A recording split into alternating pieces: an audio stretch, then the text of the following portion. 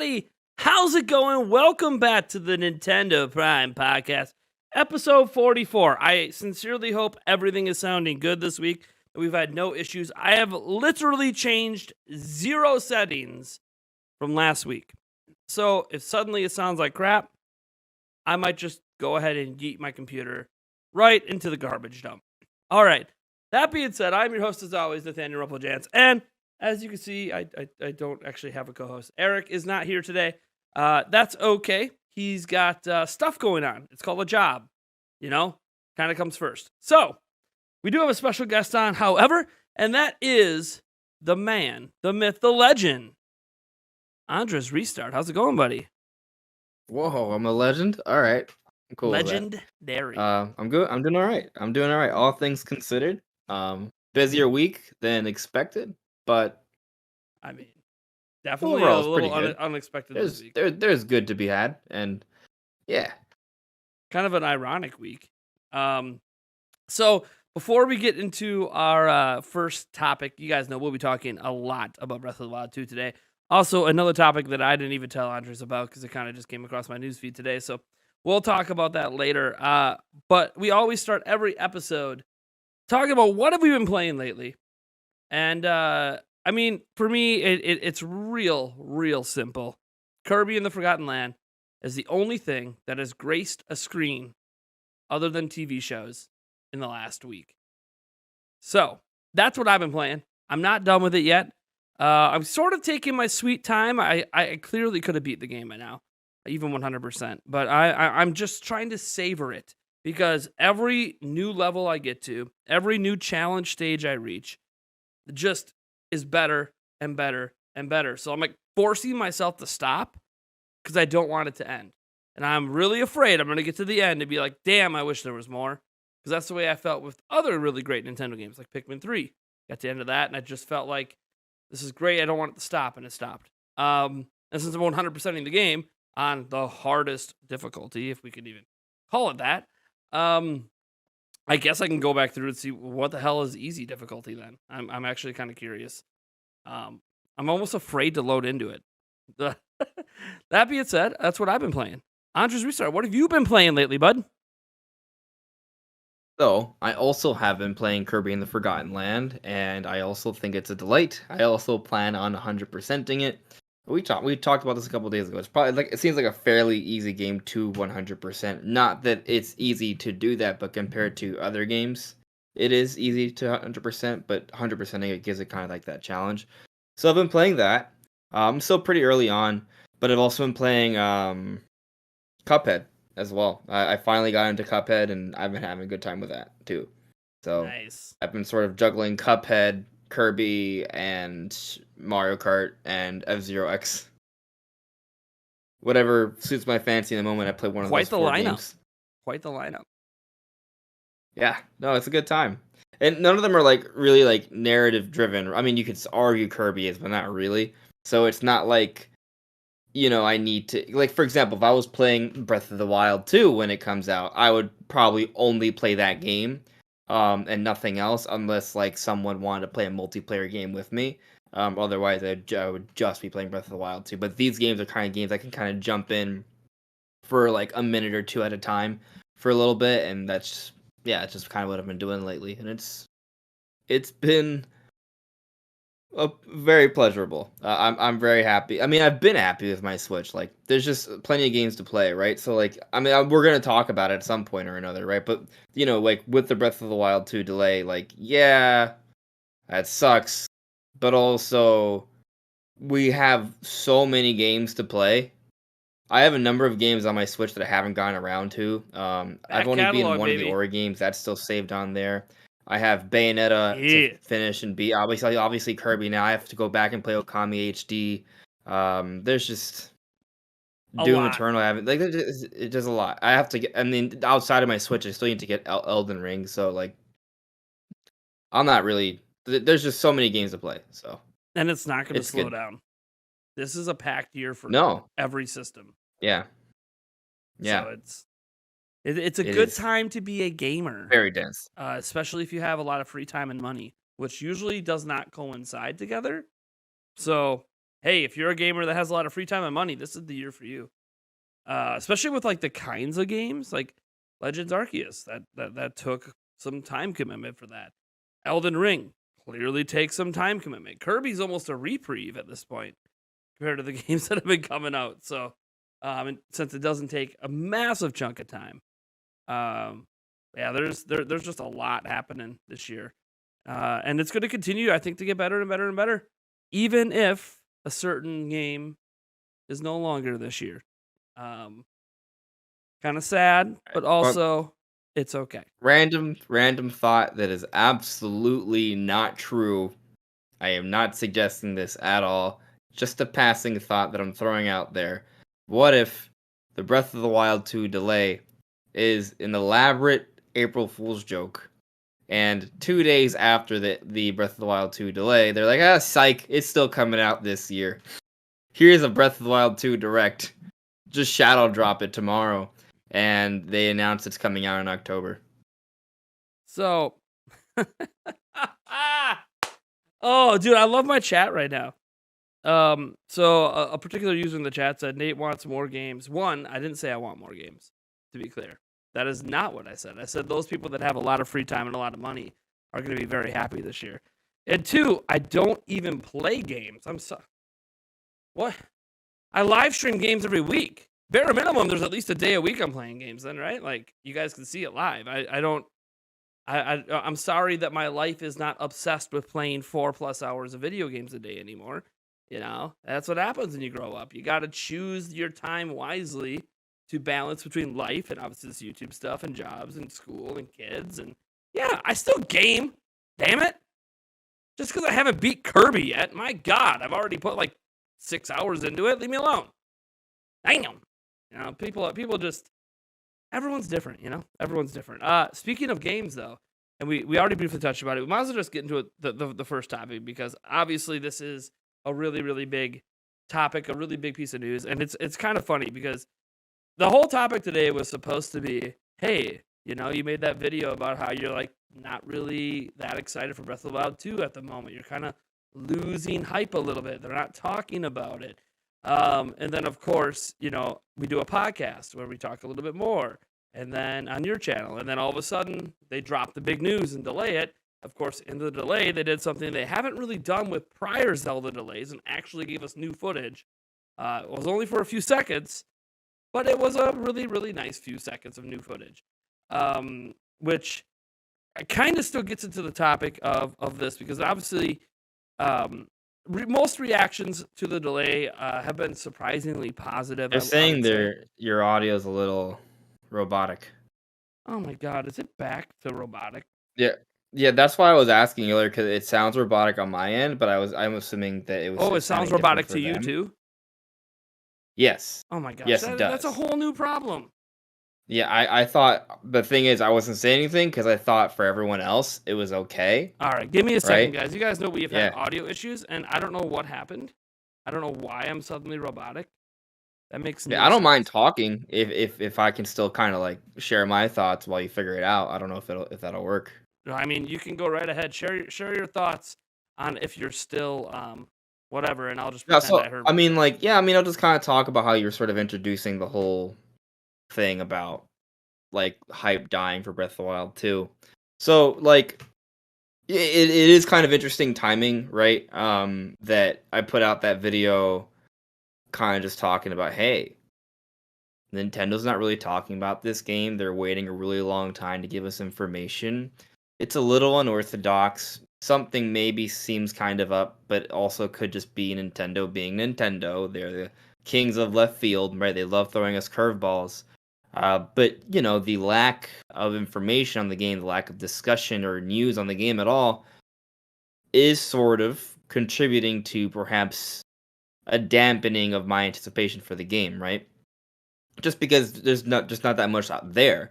And it's not just that, but it's also that in conjunction with all these other games we have to play, like Kirby, like Cuphead, like Elden Ring, like Triangle Strategy, and then Nintendo Switch Sports in a few weeks, and then Mario Strikers, and then Pokemon Scarlet and Violet, and Xenoblade Chronicles 3. So you have all these different games that Nintendo is talking about right now.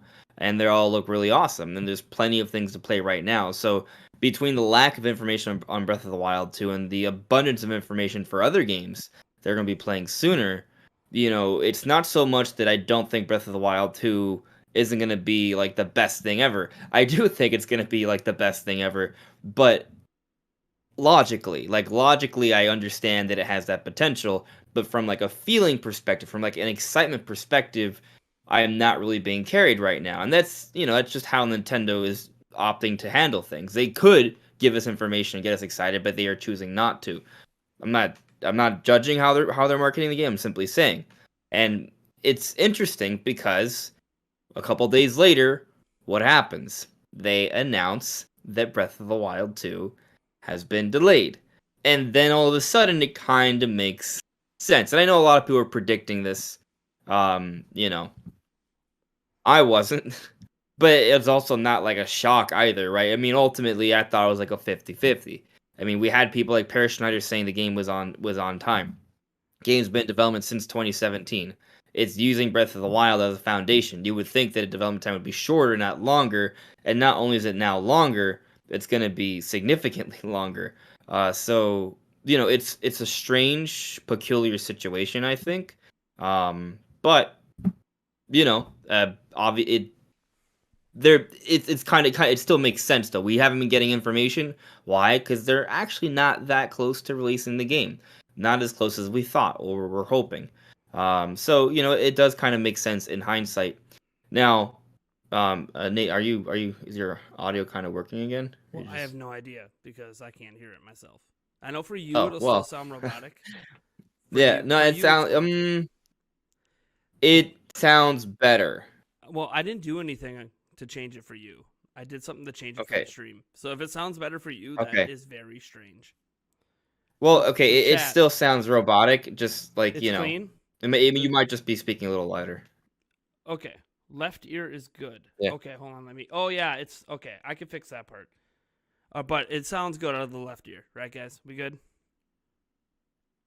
Yeah, and I can still make out everything you're No, saying, so yeah, it's no, not I you know don't it have sounds to fix robotic to yeah. you. I'm gonna try to fix it for you too, but I wanted to make sure that this was the actual problem It, first.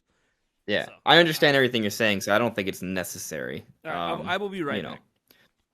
Yeah. But anyway, just I guess just kind of continuing on, right? It's a very in a way it's disappointing, right? That Breath of the Wild 2 has been delayed because well, we wanted to see it, right? And then, being wrong sucks, but it's whenever it comes to like Breath of the Wild timing, it's just yeah, I'm just gonna be wrong on that. Like I'll just take yeah, whenever I'm predicting something for like when Breath of the Wild 2 is gonna show up, say for like E3 news, I'm just gonna be wrong. Hey, Everything can else I you feel hear me pretty good still? about. Yeah, I can hear you fine. Ah, good. Is it better for you now too? It actually is, yeah. Yeah, yeah. Yeah. Yeah, guys, this is what happens. Welcome to software. So everything was good, but voice mod updated right before we started the stream, and everything was filtered through voice mod, and they must have changed something on voice mod that screwed up my voice because this is the raw audio. It's obviously working fine. All right, I'm sorry. I didn't mean to cut you off. Go on with what you were saying. Oh no, I was just talking about my W's and L's when it comes to Breath of the Wild 2 predicting. Like when it comes to Breath of the Wild 2 timing, I've just been kind of like off like every time with this game. I think I don't we don't know, but I think obviously the pandemic and things have led to a very different course of development. So that's kind of where it's been very confusing. And I'm sure we're gonna get more into that. But there have been things I've been right about. Like I feel like I want to toot my horn there because I personally have been getting a bit of flack. I don't know if you have or other people have. But like for example, I said that Breath of the Wild 2 was gonna have a huge sky focus before they reveal all the sky stuff. For example, just an example, right? So there are things that I talk about that do end up true, but it has not been timing for Breath of the Wild 2. That's just like no, not even close. But whatever. Whatever. Anyway, the what they showed though, pretty cool, and it's yeah. So my surface thoughts like there's still so much for us to play, and maybe this delay actually supports idea of hardware coming out early next year. Interesting. So would you say are And then you there's all the and then the little gameplay snippets definitely give me a whole bunch of ideas for the game itself and where they're sure? going with that. But Are you I don't want rehyped to then? share everything immediately. Am I rehyped? Um, I have like 4 Zelda videos planned, Sure. so you know, I mean, that sounds like hype to me. yeah. There's definitely things that I want to talk about. So there, so I dropped another Zelda video today, and I have no idea how many more I have coming, guys. The ideas come to me as they come. It just kind of how it flows with me. But I will say this. Obviously, I never got dehyped for the game. I also never expected to see the game again until probably E3 this year. Like I talked about how, oh, maybe at the Game Awards, maybe here, maybe there. But raw expectations were Nintendo doesn't really start the full hype train until they give us an actual release date. And we didn't really have one. We just had a year, which told me, well, they are not going to go ham. Like if it's going to be holiday this year, they'll go ham from summer moving forward. They're not going to want to overshadow Pokemon, Legends Arceus, or Kirby, or Advance Wars. When that was a thing that was coming out, Nintendo Switch Sports, Strikers, etc. Even Splatoon 3. They were like, look, we'll start the hype train this summer when we're hyping up our holiday games. But obviously, that was under the presumption it was still coming this year. And as we talked about on your podcast just on Monday, hey, the official date was 2022. So until we hear otherwise, well, we heard Right. otherwise. Yeah, that's it. And I think the reaction to this delay has been mostly positive for, I think, really a few reasons. The first one being we already have a ton of games this year. So we can't be disappointed that this ruins this year because there's so many other games coming out for all platforms, but especially on Switch. It's not like we have a shortage. Now, this might be the only game you cared about this year, and if that's the case, it might bum you out a little bit. But they didn't delay it that far out of the year, and that's the other thing. It is Animal Crossing like. Yeah. Like, they're saying spring 2023, and every time they've said spring of X year for any game in the Switch era, it's always been March. It's always been March. It hasn't been the April or the May. It's always been March. Doesn't Even mean they for won't. Kirby. Yeah, doesn't mean they won't buck this trend and release it in April or May, which is also technically part of spring. But it's a massive game, and games this big, they like to have land right before the end of the fiscal year because it really bumps those numbers for them when they're just about to go talk to investors. So it's a strategic move as well to release it in March, and we've seen them do this with a number of major games. So there was Animal Crossing last year, wasn't a Nintendo one, but they had Monster Hunter Rise that sold over 8 million. That was a big deal, especially in Japan. So Nintendo likes to have a major game in March, and this is likely going to be that game. And I think the fact that we probably only have to wait 3 at maximum 5 months into 2023 has made people realize, hey, you know what? Before we didn't even have a release timing. Now we know this is when it's coming. And they were more firm this time on saying it will be spring 2023, not just 2023. No language of aiming for 2022, but it's a more specific season, spring 2023 to your point. And I do want to say, but kind of speaking more to the idea of a March release seeming more likely, say besides the whole point of it coming out in time for the end of the fiscal year, which is reason enough alone, right? Mm-hmm. But with Kirby, there was plenty of reason to think that if of any spring sort of target release, that would maybe come out a little bit later because they already had Triangle Strategy coming out in March, right? Sure. Like, so there's plenty of reason to maybe think it would come out in April or May, but no, they still have it coming out in March.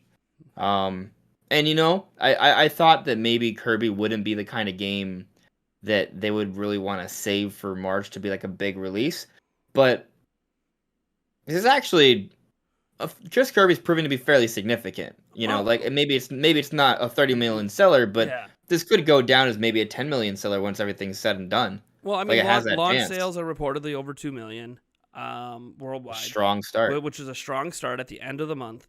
And plus, they had Triangle Strategy at the beginning of the month, and I think just those two combined games, they feel like, well, not an Animal Crossing, well, not a Monster Hunter Rise.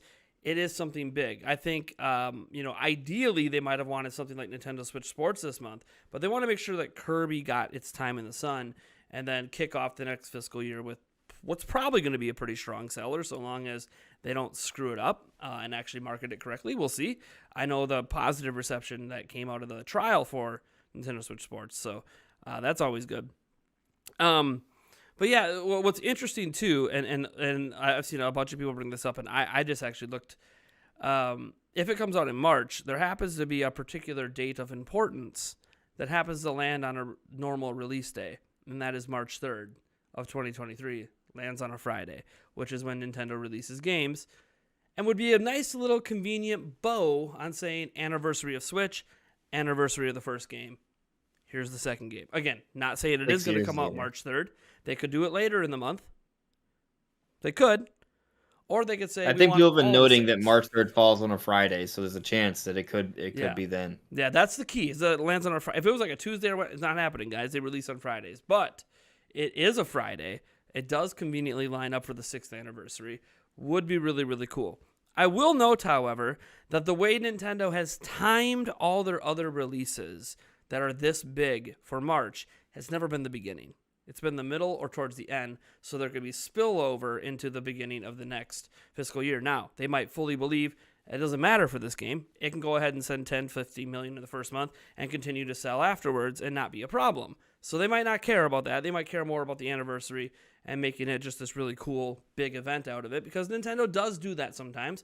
We saw what they did for the first Breath of the Wild and how big of a deal they made out of that with the marketing and the E3 and everything. And they could be doing that again for this and say, look, we're going to make a big deal of the fact that the Switch has been out for 6 years. It's at 118 million, just cross Game Boy, et cetera, et cetera. Like, they could make a huge deal out of it if they want to.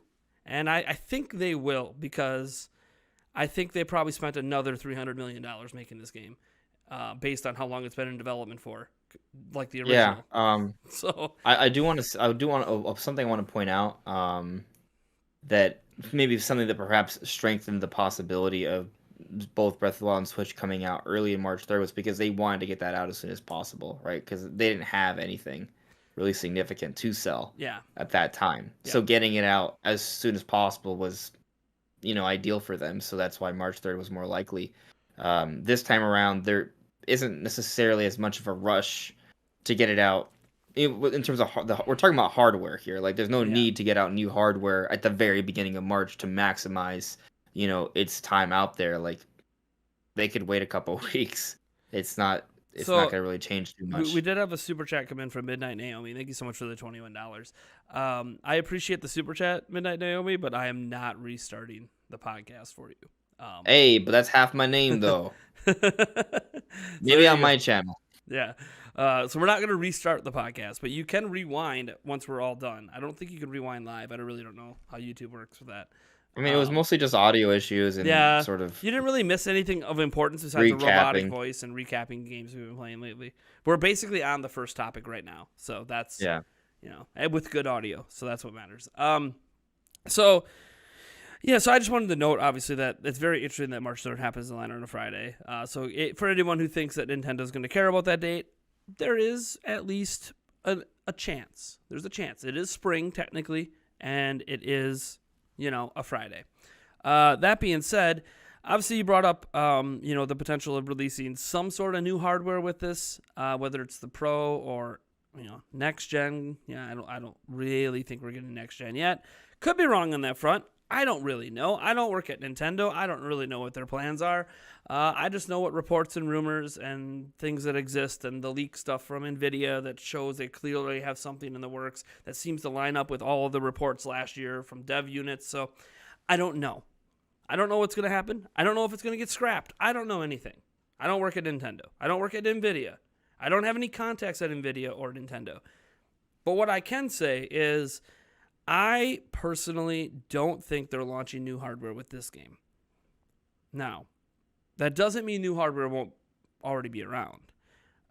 It's possible that they release new hardware this holiday. And this is just the first big game after the holidays that pushes the hardware, or at least proves the hardware. Now, this assumes that there will be new hardware. I don't even know if there will be. I did note in a video today that set aside the new footage, the new old footage, which is the same footage they showed last year, if you put it side by side with the old footage, looks just a little bit sharper. Now, there are many reasons this could be the case. It could just be better compression by YouTube this time around. Can't rule that out. It could just be more optimization. What we saw at E3 2021 was like 9 months old. So now we're looking at a year newer build. So it's just been more polished. It could be because of new hardware. It could also be that, hey, they decided from the time we saw that footage last year, at some point in development to today, that, hey, we're going to use FSR because Nintendo's using it on a different game, a first-party made game in Nintendo Switch Sports. So maybe Nintendo is kind of doing this whole, we're going to start using this on everything that's going to be on the original Switch because it makes sense. It makes games look better. If you guys see some of the screenshots that Nintendo of America has been posting for Nintendo Switch Sports, they magically look crystal clear. Perfect 1080p, lots of details, which is not what we're used to seeing from something like that. Hey, Nate, people are saying that you're too quiet and I'm too loud, so they're suggesting that you lower me slightly. What? I could just talk louder, baby. You could just talk louder.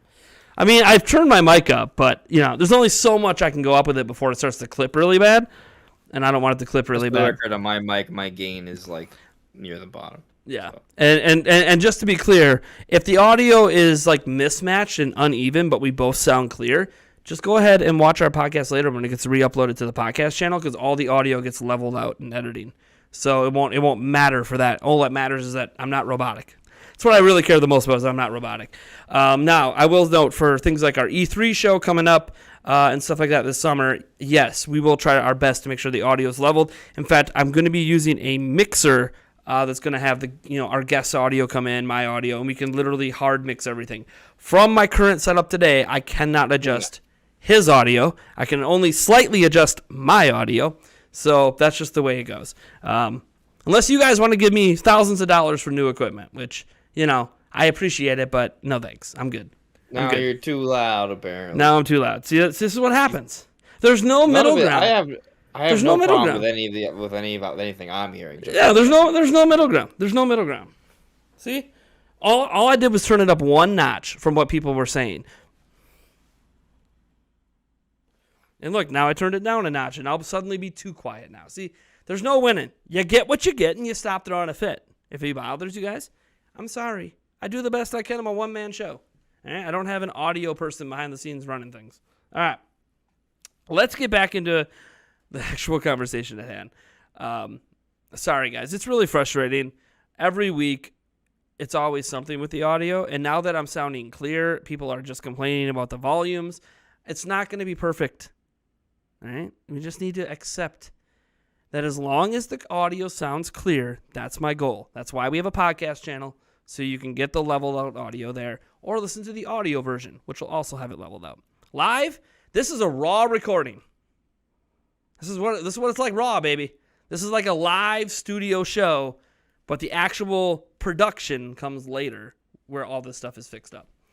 All right, that being said, I want to steal your background, just for the record. Which one? Which background? The whole Nintendo Prime light up thing. It's pretty damn cool. Yeah, it was also pretty damn expensive. Well, I could settle for the Wind Waker stained glass stuff you have on both sides. Oh, I know. I have a poster like that one, like one of them.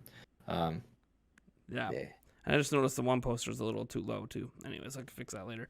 That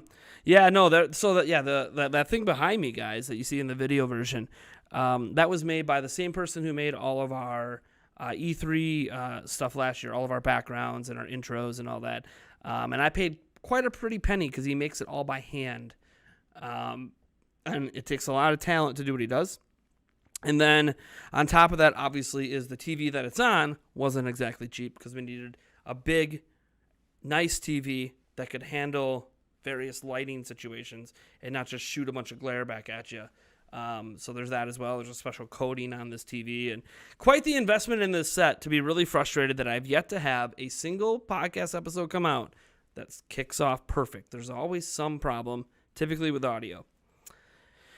What a pain in my ass. Oh my gosh. It gets so frustrating to the point that it almost makes me want to cancel the podcast sometimes and be like, hey, you know what? No podcast for you. Get out of here. But Guys, it's going to get perfect eventually. You just got to give it some time. You have to understand a lot of my frustration, guys, is that in building this whole new studio, including this set, there's been thousands and thousands of dollars spent. The savings has been emptied. So you guys think you're frustrated when the audio's not working right. Imagine how I feel. Knowing how much money I invested and knowing that there's still issues, 6 episodes into using this set. What are you going to do? I just want it perfect by E3. That's my only goal. I literally told Yulia and Eric just yesterday, my only goal is that when we hit live for E3, we don't have these problems. If we can get it perfect by then, it's all worth the suffering. Which is funny because I'm completely changing the audio setup by then. So, lovely. All right. Let's get back into what we were talking about with Zelda. So, yeah, I don't know that we're going to get any hardware at all. And if we do, I don't know they're going to time it around with Zelda or not. They could. I don't think they need to. I don't think it's going to hurt. I will say this. If they're going to time a hardware release with Zelda, I no longer expect there to be any special edition Switches because they tend not to do that when they're launching brand new hardware. There's no special edition anything when it comes to the actual stuff. And we've been waiting almost 6 years for special edition Switch, and all we've gotten are Skyward Sword Joy-Con, which are cool. That's fine. But I would like a Zelda-themed Switch. Now, setting that aside, that's all personal wishes. Again, it could be AMD, FSR, super resolution. They could just be doing that, making it better. It could just be a further along in the build. There's so many reasons that the footage could look a little bit better, a little bit sharper. All I know, in the end, is I just really want this game. I'm glad I now know when it's coming. I'm surprised that they actually showed a snippet of new gameplay. That caught me off guard. That was huge. Yeah. It was huge. Caught me off guard. Entirely off guard. Like, they were showing old footage. I'm like, okay, yeah, this is how they always delay Zeldas. They show a little bit of the footage they've already shown. We'll see you at this future date, and that's it. But the fact that they were willing to show more of it, one, tells me that's not the last time we're seeing this game this year. We're seeing it again. I don't know when, but we are going to see this game again. Might not be till September. Might not be till September. I think it's probably going to be E3, and then they'll bring it up at the Game Awards, and then because that'll be after most of the holiday releases. This year's Game Awards is going to have that. It's another interesting thing to consider. Perhaps the reason Nintendo didn't have a presence at the Game Awards is because they would have wanted to have Breath of the Wild 2, but at that point they knew that the game probably wasn't going to make holiday, and maybe that's why they just didn't put anything in the show. Yeah. I want to thank Jesse. Hold on, let me see here. We had a new member join, Jesse Beholder. Thank you for joining the member of the board of directors here. And then we had a $5 super chat for Paint Fat Purple. Just saying thanks for all the hard work. Yeah, sorry. I'm not actually frustrated with you guys. When I see the audio complaints, it's me. I'm frustrated with me and not being better prepared or having a better testing methodology. Because here's the problem with my lives. Everything can work. And the moment I hit go live, it all changes. And I can't test that without actually being live. What's fun is, during E3, it's already been decided that we're going to have kind of this half hour or 15-minute or so like preamble before we're officially live. So the stream will be live, and we'll have our countdown, but then we'll like pop in for part of the countdown and be like, hey, let's test the audio. How you guys doing? Blah, blah, blah. So we can actually test it live before we cut to the official show. But that's something I'm doing for that. I thought about doing that for everything, but it's a really complex setup to do that. So we're just going to save it for the biggest show of the year for us. But thanks for the super chats, guys. You guys are awesome. Again, I'm not frustrated with you guys. Frustrated with me. David Marsh also did a $4.99 super chat earlier. I want to make sure I get to all these quick. Said I commented this a couple times in normal chats, so sorry for being repetitive. March 3rd is technically still winter. Technically, yes. If you want to look at, God, what is it? What's the official start of spring? Like March 25th or something? I can't remember when the official calendar date of spring is. I don't think they look at it like that, though. I think they look at it as... Well, they definitely have with prior releases that they said, oh, it's coming spring of this year. Oh, spring of 2019. Oh, okay, it's Animal Crossing and it lands in March. Like, yeah. I think they just look at March and spring. Splatoon 3 could come out in September. It probably won't because Xenoblade is coming out then, but, Yeah, I mean, it could because technically summer leaks into September, but it's all... I think they look at it more as what month the spring begin. They consider that part of spring. It's kind of like their fiscal year. It's not a calendar. It's not the Right, calendar Splatoon year. 3 is coming out in July or August. Like that I feel pretty confident in saying. Unless it's delayed. If it's Ugh. not unless it's delayed. I don't think it'll be I delayed don't think though. it'll be delayed. The last Yeah. showing of it looked pretty confident. That game's going well. I mean, at this point they've given us what, 3 like They've showed off multi-minute they trailers? showed off a mode. They've showed off a bunch of gameplay. They showed off the town. They showed off the beginning of time, like when you set your character's hair and eyes. And apparently we have a pet now that you get to set his hair. Like, yeah, they've clearly shown that this game is We extremely far along. we saw more from Splatoon 3 in the first trailer than we've seen for all of the stuff we've seen for Breath of the Wild 2. March 23rd, people are saying, or March 20th. Yeah, it's something like March 20th is the first day of spring. Okay, yeah. So, and again, it could release at the end of March, like Kirby. Yeah, It's I just don't think they look at it like that. I think yeah, I any don't think time so in either. March is spring for them. But we'll see. Um, That's the thing. We'll yeah, see. We don't yeah, actually for know. sure. We just know it's coming in spring, sometime Well, between March and the actually, end of May. so there's a thing I think should be considered. I recently put out a video questioning if this is even the last delay for Breath of the Wild 2. I think it is, right? But I also thought Breath of the Wild 2 would come out this year. So, um, I think it is because I think, and this is just a presumption, Nintendo's going to have new hardware next gen 2024, or at least talk about it in 2024. And they're not going to want this game they spent $300 million to only have one full year on the market before people are looking to the next. They're going to want almost 2, and March still gives them kind of that ability to do that. Now, again, it'll be up-resed or whatever for the next platform. I fully expect that. They're going to find a way to repackage it and resell it with the DLC or whatever else. But I do think it's probably the last delay for the game. Now, Zelda's had multiple delays before, so it's not like this is unheard of. But they've never been like this this is the specific. first public delay for Breath of the Wild 2. Yeah, there could have been other ones, but First public delay. Internally, I have a hard time believing they anticipate the game coming out this late if they showed us a trailer back in 2019. I don't yeah, think I do think I don't think COVID so. played a big role in this game not coming out probably when they planned. You look at some of the lighter years of 2020 and 2021, you could see where they probably thought Breath of the Wild was going to be one of the big games. Like even in 2020, start with Animal Crossing and with Breath of the Wild. Oh, we don't have that? Well, let's have, Age of Calamity. Like, okay, but that's not nearly as big a deal.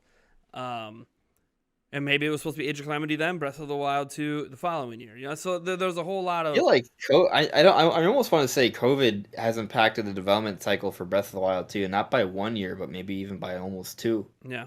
I mean, it's possible. There's a lot that changes when you go from everyone's in the same room to now everyone's at home doing remote, passing files around on a server, trying to figure this out. They can't, they got to Zoom call people or whatever app they were using to communicate. And, it's just, by the way, it's not because they don't have excellent internet infrastructure in Japan. They have like the best internet infrastructure in the world. It's just, it's just a lot different. Ideas flow differently when it's just online when you're used to being in person all the time. And maybe Let me they're throw out back an in idea person for now. you. What's This that? I think you may have talked about that. Actually, a number of people have talked about this, but a lot of people, before it was Breath of the Wild 2 was delayed, there was a lot of people assuming it would be delayed because it's Zelda. Um, Yep. like you, Always gets you delayed. assumed, And right? and when they Um, announced it, it didn't feel like a confident and like we're aiming. well, I mean, yeah, I mean, they did do that. You're already putting doubt in our minds. You're not going to hit when you say Yeah. it. But with that, maybe we see something else come out for the holiday beyond what we know. The So thing that people have alluded to is 3D Mario. I don't think so. I don't think I so. don't think so either. But I think if we get another 3D Mario on the Switch and we're getting Zelda early next year, it'll be a holiday title next year. As like their last hurrah title for it. I mean, they could hold it back and make it launch.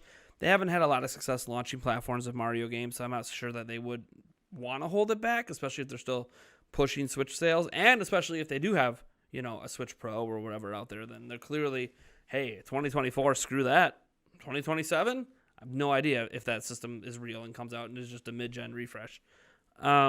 This is what I think Nintendo's lineup is for this year. I think with Breath of the Wild 2 getting delayed, the games we see get announced in conjunction with what we already know for the second half are a couple remasters. We see Metroid Prime Remake, which might have been coming regardless. Yeah, that might have been coming Hold on. regardless. I got my water Maybe. delivered.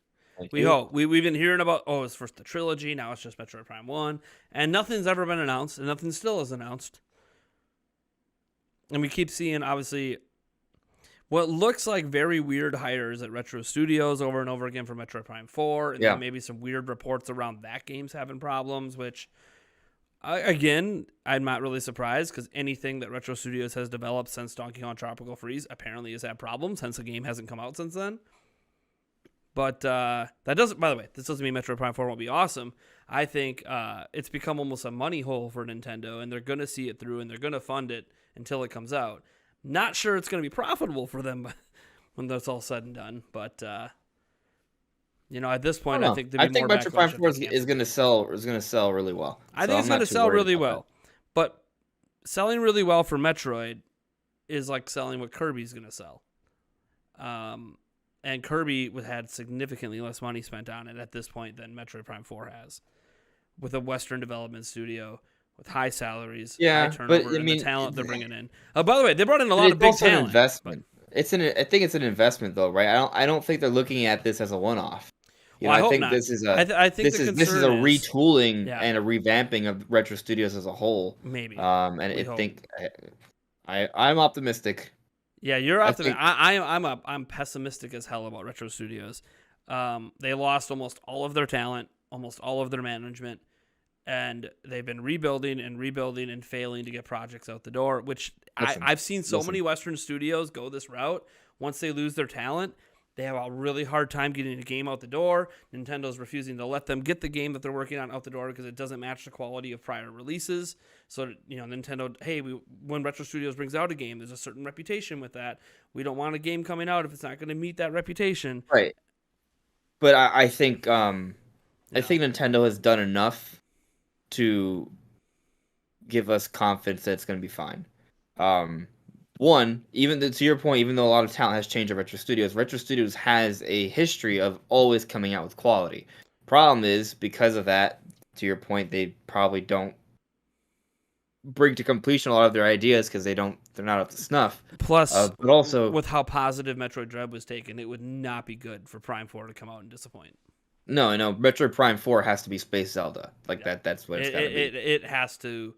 Its expectations after Dread, especially, are just right. No, and I think I feel pretty good about it, to be totally frank with you. But just to finish my point here. Yep. Then look at pretty much every project that Nintendo has sort of invested in. They've all panned out very well.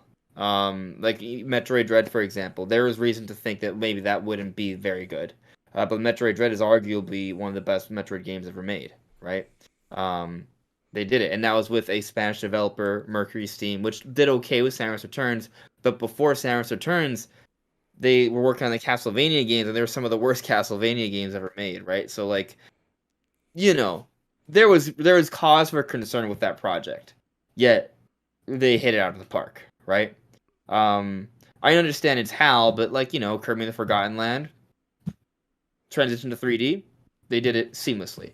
Breath of the Wild, Nintendo's first true like modern foray into open world games, they created the best one ever. Mario Odyssey, the first a return to form for like 3D sandbox Mario's, they hit it out of the park. But, like 3D platforms weren't a thing until Odyssey they kind of just like resurrected the genre. When's the last time Retro Studios gave us a game that wasn't a side scroller?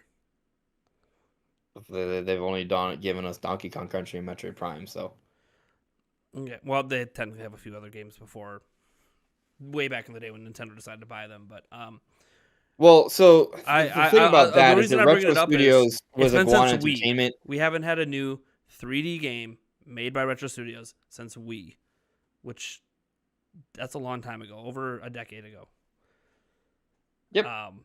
So but also, Kenshi Tanabe is overseeing the project. We've had multiple 3D Mario games and 3D Zelda games, and maybe not multiple 3D Kirby games, but obviously tons of Kirby games. Like when we're comparing Nintendo's best of the best development studios, which really haven't missed a beat in general, we could argue, well, okay, no Zelda's ever sold as well as Breath of the Wild. No, but Zelda's been a staple that consistently sells 4 or 5 million plus every single time, and has been a game they continue to invest in. Okay, yeah, Mario Odyssey is one of the best selling Marios ever, but they've had massive Mario sales every single generation, except for Wii U, I suppose, where I guess Mario Kart may be the only thing that really sold probably what they consider to be well, besides Splatoon, which obviously for a new IP on a platform that nobody bought, actually, I think it sold like 4 million. That's crazy on a platform that nobody bought that sold 4 million. So I think they kind of knew we're on to something. We got to get another one out for Switch on an actual popular platform and see what happens. And obviously blew up to like 15 million. Nate, Yeah. Metroid Prime 4 is going to be amazing. Don't worry. I'm sorry. It. I'm going to worry. Most of the team that made the original Prime trilogy are not there. A lot of the developers they brought on worked on entirely different kinds of games that have nothing to do with Metroid. So the rumor is, right, that the Metroid Prime remake is also being made by Retro Studios. So, I think that's going to go a long ways towards benefiting the development process for Prime 4 as well. It kind of seems to be following almost like a similar sort of pattern as Mercury Steam working on Samus Returns, a remake of a previous 2D Metroid to then make the full-on Metroid Dread. Right now, the timing of it's very different, but maybe faith will be restored if the Metroid Prime remake ever comes out. Because again, we've been hearing about remade Metroid Prime games for 5 years before we even knew Metroid Prime 4 existed, and they still aren't here, and they're still not announced. Until they actually launch a damn game that's good, I'm not going to have faith, because we haven't had anything since Tropical Freeze. That's the fact. Nothing since Tropical Freeze, nothing 3D since Wii. I need, you could argue they've never put out a bad game. You're right. They've also never taken this long to put a game out. So something's wrong. Something's clearly wrong inside the studio, and until I see a game come out that reaffirms our belief in this studio. Well, the way I look at it, I look at it, this whole situation as kind of like taking what Retro Studios was as like a foundation, like the company culture and such, and totally revamping it and basically creating a new sort of studio in Texas. Like that's like Sure. that. Basically, I just see this as rebuilding the studio. Yep. Yeah, they're basically just creating a new Texas studio. But how do we know that studio is going to be as good as the old studio? Because, well, we don't. But most Western studios flop when they new studios that pop up. Most of them flop. So it's actually kind of scary to think they're rebuilding. If Nintendo's investing in it, I think it's because they know it's going to be good. They will make sure it's good. Or are they investing in it? They thought this game would have been out a long time ago. It's still not out, and they're just. No, the backlash over canceling it would be too big. So it's gonna be good. Don't worry, you'll see. Right. But the point I want to get at though, right. Yeah. the point I want to get at though, right, is that I think the two games that are gonna kind of help to fill up the lineup for the second half of the year, even though it's already a pretty good lineup as it is gonna be the Metroid Prime remake, remaster, and another Zelda game, because we need another Zelda game, because we get a Zelda game every year. And I said it before, and I think you'll probably agree with me. Nintendo's been saving Twilight Princess and Wind Waker HD for a rainy day. I think this is that rainy day, or that rainy year. Breath of the Wild 2 has been delayed, so there's a good chance that it comes out for maybe the summertime, like late summer or something. We see Twilight Princess Wind Waker HD. If not that, I honestly, that's the only thing I can kind of see.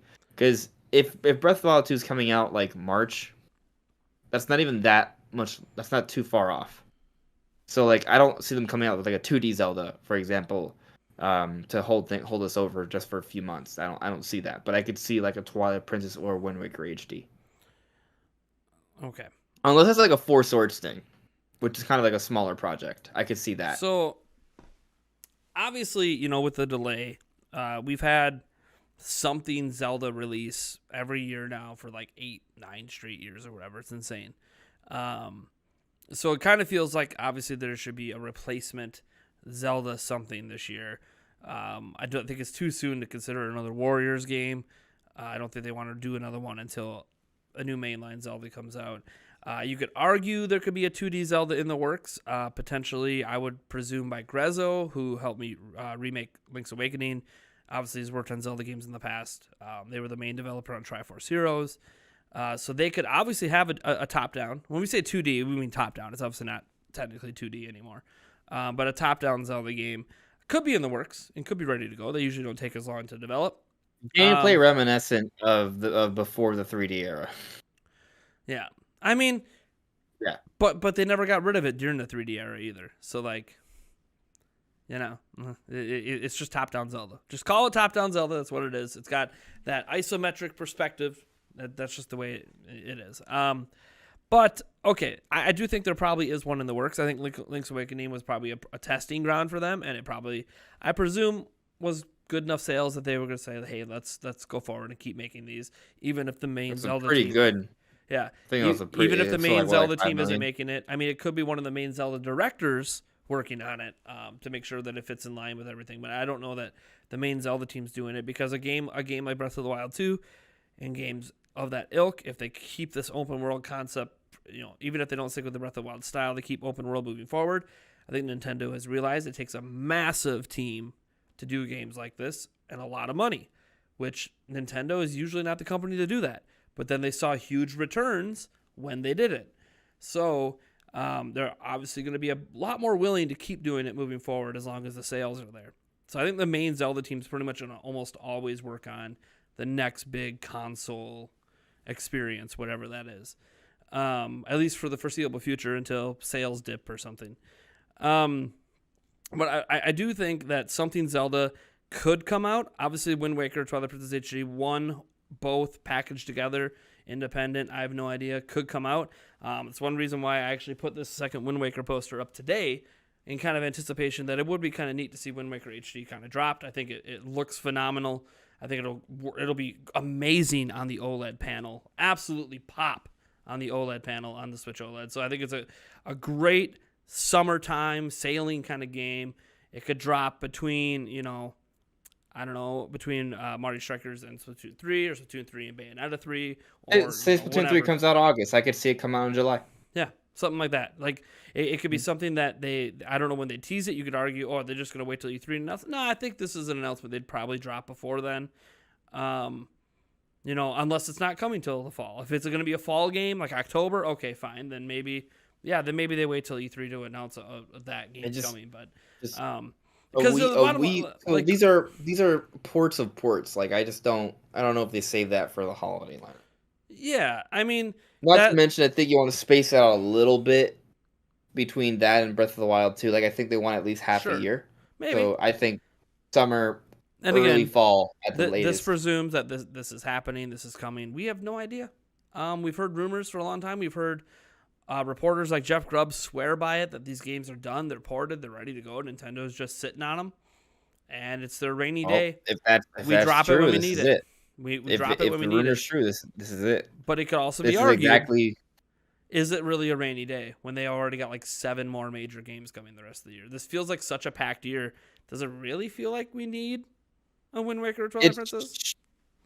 I guess it's just more of a appeasing Zelda fan kind of thing. It's more of a sorry we delayed. Here you go. And I almost halfway expected when they announced this delay that they're at the end they're gonna be like, to apologize for the delay, we're gonna be dropping these games, coming up here in July. Yeah, well, I guess the problem with that is they wanted to focus the update on just the one thing. Because at that point you're making almost like a mini Zelda Direct. I mean, is it really a mini Direct to just say here's a trailer for Wind Waker, Twilight Princess HD games that already exist? They gave us a Breath of the Wild 2 release date, and they also gave us a little bit of new footage. And then if they also announced 2 more Zelda games coming to Switch. Do you think those really are going to overshadow Breath of the Wild 2?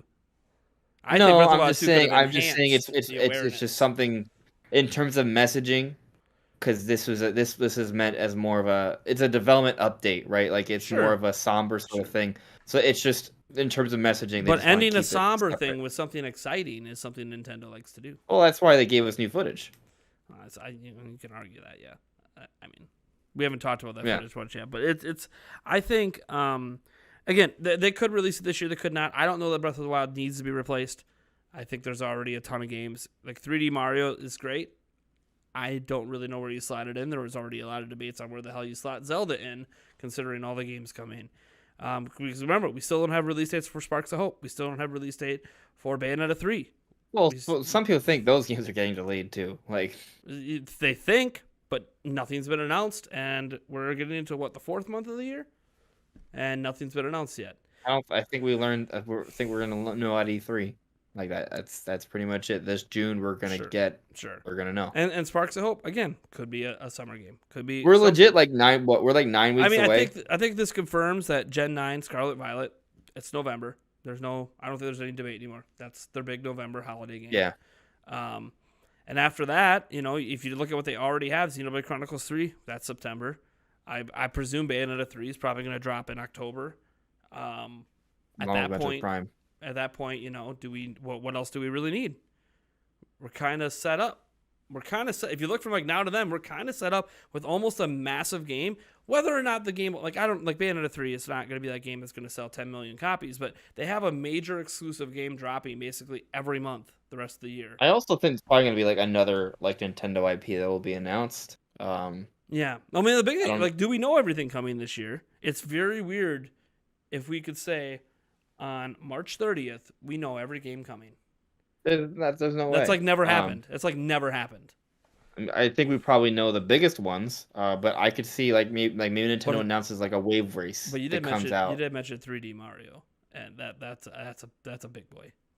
Yeah, I was throwing that out there. I don't think it's that. That's a pretty big one to just kind of skate over there. But is it conceivable? I think it's conceivable, but I don't. And now they got to consider they got to reslot in Advance Wars 1+2 Reboot Camp. That's got to get reslotted in at some point whenever the war is over. It's going to be whenever the war is over and there's been enough Are they really time. going to wait that long is it going to be that long? I mean, the whole reason they didn't release it's because of the war. So I would presume as long as the war is going on, they're not going to do it or not going to release it. What if it I mean, I don't want to. I know war is a tough thing. We obviously would wish it just be over. Yeah, but I don't even want to like kind of address it because it could come off as insensitive, right? But like sometimes wars can last. God forbid, but they can last for years, right? So like, do you just not release the game? I don't think it's tough. I don't think you do that. It's tough, and I think the next Call of Duty game is going to be facing a lot of the same questions, even on a bigger scale, because it's such a big war-based game. And by the way, I don't even know if there is going to be a Call of Duty coming out this year, so they might be able to skirt the whole issue this year, anyways. But it's very interesting times we're in with any sort of war-like game. Any sort of military-like game. I just wish for the best. Don't like seeing people die. It's just dumb. Yeah. So, but besides that, which again we don't know when that's coming. I've always said maybe 2023 is a safer time to maybe think that they might bring that out. Maybe it gets canned altogether, and then you end up feeling really bad for the devs that worked hard to get it to come over. But we'll see. I do think, though, that there are so many big games this year, they don't have to announce anything this year. What's actually kind of exciting, at least to me, with so many big games known, like when we get E3 and we get the September Direct or whatever happens moving forward, whatever Nintendo drops their next big news dump, kind of feels like we need to hear about 2023 games. Because any surprises? Yeah, like we know, like, well, yeah, okay, we need to advertise this year's games, absolutely. Blow us out, we all know Xenoblade Chronicles 3 is going to have its own dedicated 45-minute direct where they tell us way too much about the game because that's what they've done with every Xenoblade. So like there's going to be advertising campaigns and things in place that are going to push each of these games. Sans a big general direct, but it kind of feels like the big general directs they'll tease. Are they going to give us? I think Nintendo's done with. I could be wrong. I think it depends on the game, but I haven't seen any major like game-specific directs recently. Like they didn't do one for Kirby, they didn't do one for Metroid Dread, they didn't do one for Brilliant Diamond Shining Pearl. Like they have like overview trailers that kind of do the same thing, but they're shorter and more bite-sized, so not full-scale directs. Yeah, well, I mean, and a lot of that was under prior management. We also had COVID kind of hard stop directs altogether. I don't know. I think my opinion. I think the game-specific directs. Well, I'm not saying they're gone altogether. It depends on the game. Like something like Animal Crossing. We had a Monster Hunter specific direct. And that was just last year. Sure. I mean, it was a third Yeah. party game, but it was still technically labeled as a direct officially on Nintendo's channel. I don't know. So I don't know if they're gone. I think they're just not going to be happening as frequently. They're It's going to be selective. saved for like very specific games. Like I could see Zelda having one because Zelda's had one before. I could see, I don't know if Gen 9 is going to need one, but they do so many specific Pokemon events that are just about Pokemon in general. Well, what they do is that they just give you news for Pokemon like every week leading Yeah, up to the no, release. it's like it's just a nonstop flow, which is great for Pokemon fans. Unless you Yeah. don't want to get spoiled, then you can just stop You paying learned a little attention. bit. Pokemon fans. You kidding me? Everyone's waiting until they get data mined so they can analyze No, like every like not thing. everyone. There are people that get mad about the data mine leaks. I mean, like, yeah, I personally prefer But to play my Pokemon games and discover new species while I'm in it, but that's just not what happens. but yeah, Zelda Breath of the Wild 2 is coming next year. My excitement level never went anywhere. I was always hyped. I'm going to continue to be hyped. They showed us new footage, which to me, that was a confidence move. Um, Giving us that little snippet when they've never done that delaying a Zelda game before, and then literally saying spring, not 2023, you know, and then showing that footage is like, no, we're confident. Like this thing's landing spring next year. It's happening. Don't worry about it. Here's some more footage just to kind of show you that we know what the hell we're doing. We need more development time because of the vastness of the world. And it's not just the world, it's also the mechanics and the this and the that without Well, really I like how explaining they any of it. confirmed a lot of speculation. I'm pretty sure we've talked about, but I've definitely had this speculation that like it's that they are expanding Hyrule beyond just the skies and the land itself. Like there's more to it. That's an implication of underground exploration, which could line up with that whole duality idea. They're underwater exploration, perhaps parallel universes, perhaps the upper like atmosphere or stratosphere of the world, so it's almost space-like. Like there's so many different things they could do in terms of expansion, Possibilities. and then literally could just expand the borders. They could just go beyond the literal map. Like there's a lot of different things they could do because like in Breath of the Wild, you see land in the background, you see islands in the background, and if you look at the map for Zelda 2, technically the Hyrule you usually explore is just a small portion of the entire world. So, from a lore perspective, there's tons of land there they could totally utilize. Assuming they don't just like, create just new land or retcon it. Like they can do that too.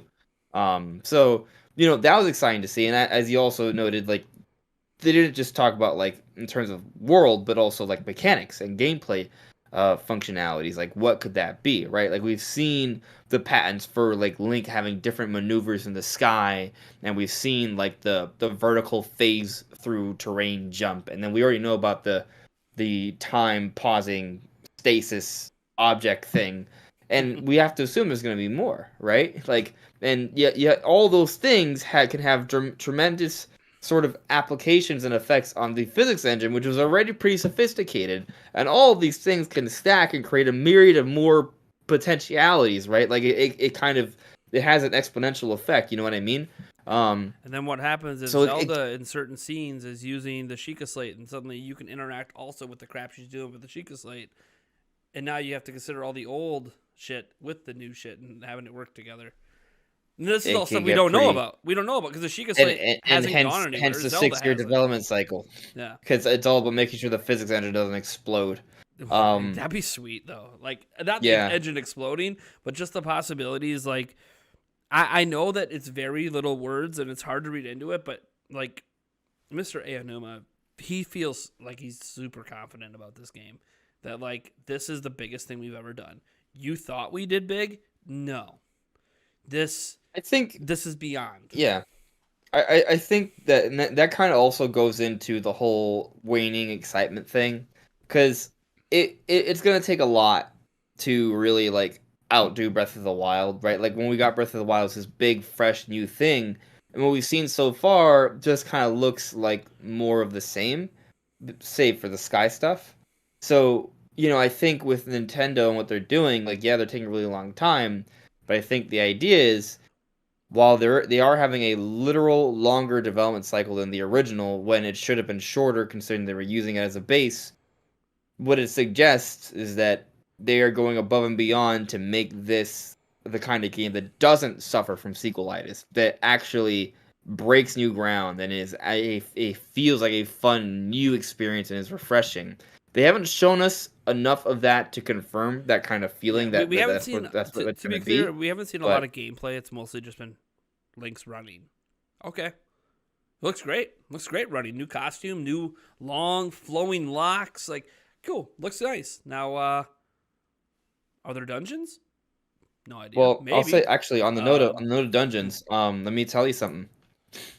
This is my idea. The Master Sword's wrecked. And yeah, I'm probably it feels like it's fair to assume that Ganondorf or whatever that is, probably Ganondorf, just completely annihilated Link's hand, which had the sword, and they just got wrecked, right? yeah, And so the basic plot or of the game or your goal, part of your goal, is to restore the Master Sword so you can combat yeah. Ganondorf. There's also the That fact the you sword can't beat is him now. glowing on his back, which is like what it did in Skyward Sword when Fee was talking to you. Yeah, So there's also is that back, which is but already speculated because Fee was referenced in so the the point I original was getting game. at though, But the point I was getting at though is with the need to restore the Master Sword, how has that usually been done in other Zelda games? Going to different temples and dungeons. mhm. So it may be the case that in order to restore the Master Sword or repair it, in come dungeons from series past. And Yeah, that's kind of how they incorporate that idea and bring them back. I think That's one way they can go about it. I think some Zelda players are waiting for that crazy moment in a trailer, like oh, falling from the sky, crazy moment. But what's so different about this compared to what we were already doing? We haven't seen it yet. One crazy moment could be, hey, we did see those patents. That falling through the sky arrow combat that's in the patents sounded amazing, Crazy, but we haven't seen it. crazy. And I feel like Nintendo knows if this is in the game, showing that, and obviously making this work sounds super complex from a development standpoint. But if they make that work and they show that when they show it, that's going to be like one of those gameplay moments where it's like, are you kidding me? Okay, this is not Yeah, Breath of the Wild. yeah. This That it's this one of those things that and it feels I new. feel like they're holding back. They're holding back. They're holding back. They're teasing some ideas. Okay, we got a couple new mechanic ideas, replacing some of the Sheikah Slate ideas. Okay, we got we got this crazy sky thing. Link's looks different. His arm is messed up. We're kind of teasing story stuff, but not really telling you enough. Speculate away. Glowing symbol on his hand. Oh my gosh, are they stealing ideas from Xenoblade? Like, there's all this stuff Yeah, floating out there, which is crazy, but it's all speculative because they're just not giving you enough to put it together yet. And then on top of that, they haven't given us the shocking gameplay yet. And I feel like, and to be fair, we didn't have the shocking gameplay either until Nintendo was ready to blow the game out at E3 2016. That's when we got the shocking, wait a second. This is crazy physics, all the stuff we didn't know. We didn't know those ragdoll physics. let me We give didn't you a know any of that scenario. crap until Let me give you a E3. scenario. So, Ready? yeah, Ready? I'll give you a scenario. Okay. here we go. So I'm ready. E3 is gonna come, and we're gonna get like an actual gameplay. We're gonna see like straight, clean gameplay for Breath of the Wild 2 at E3.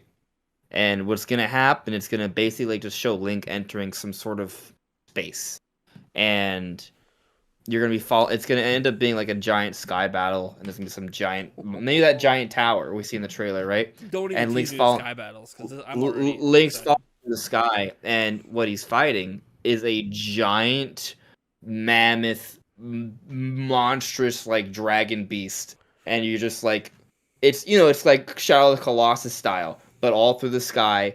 Link is like maneuvering the sky, doing backflips, backward arrow shots, different things, all dynamically, seamlessly. You see hair and follicles and particles just flying everywhere, and it's just going to be this huge, beautiful set piece, but it's all going to be gameplay. And that's gonna be. They're not going to show the boss die, but they're going to show that kind of happen, and it's just going to be kind of mind-boggling.